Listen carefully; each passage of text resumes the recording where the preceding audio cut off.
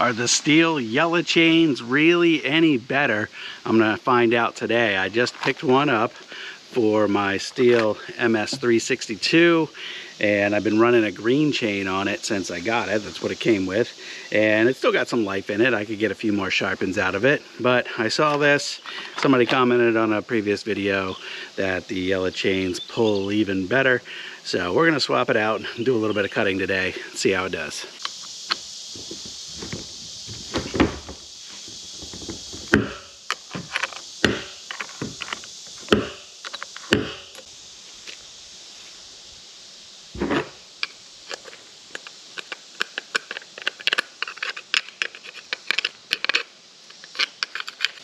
I can feel some wear on the bottom of this bar, and I just got a big old shard of metal in my finger.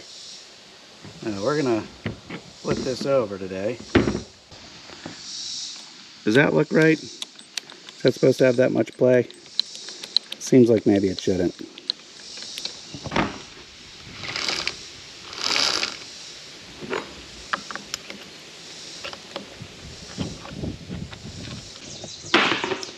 See if we can maybe see up close how these chains are different. And obviously the tooth spacing's the same. You can see my old chain's a little bit worn, but the biggest difference seems to be right here, where the green chains have kind of this double raker here or depth gauge, and there's a single one here. So I'm not exactly sure how that impacts how the chain will cut, but it is said that the yellow chain should be a little bit more aggressive.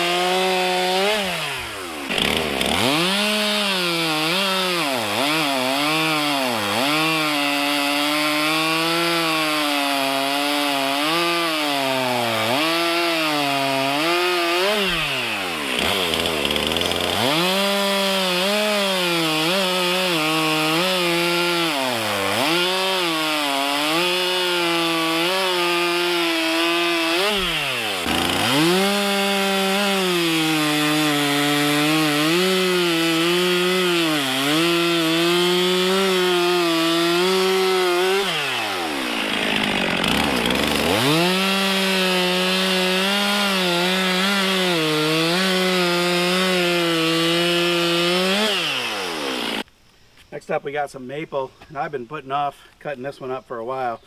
It's got this big crotch up here. We're going to cut right through it. Another one here, and then we'll bust this up and use it for firewood like everything else.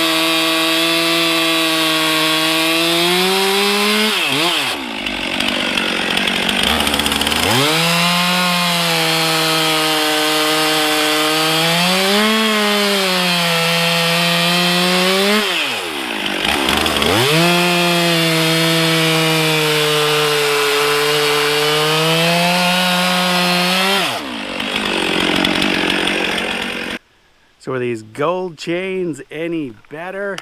Well, you know, it's a new chain, and my old chain was kind of dull, and it's definitely cutting better than my old chain.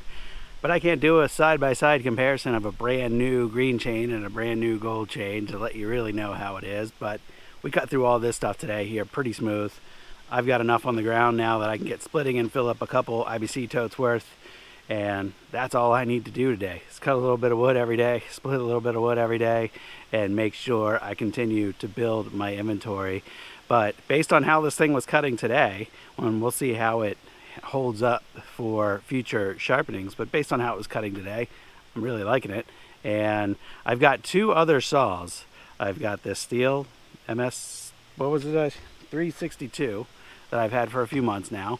I've got a Husqvarna 455 Rancher, which I can't get started at the moment. I've tinkered around with it a whole bunch. I've got some new chains for it. I want to use it, but I can't get it started.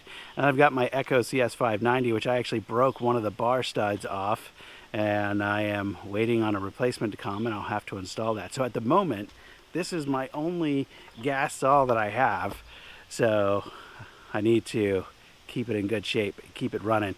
I've got a couple of electric saws, but they're not going to handle much of this big stuff. If I have little, 6-8 inch stuff, it'll cut through that for a few cuts anyway, until it exhausts the battery. So nothing really beats well, let me caveat that by saying, for me, nothing really beats a new chain out of the box. I have always sharpened chains either with a round file or the Stihl 2-in-1 sharpeners, or I've also used the Dremel type tool, and none of those really seem to get a chain cutting as well as this new chain out of the box here today did. I mean, I can cut sufficiently well, I can get the chains sufficiently sharp where I can cut and be productive and be safe and do the things that I need to do, but nothing feels as good as that brand new chain. So I'm contemplating picking up one of the bench mount sharpeners. If you guys got feedback on one of those, let me know what you think. And I think that's it. I'm just going to keep working this chain while it's sharp, and then I need to haul the splitter up here. We'll split a little bit, and I'll share with you guys on another video the progress that I make doing some of that stuff. But I'm going to wrap it up here today. Thanks for watching, guys. I'll see you on the next one. Bye-bye.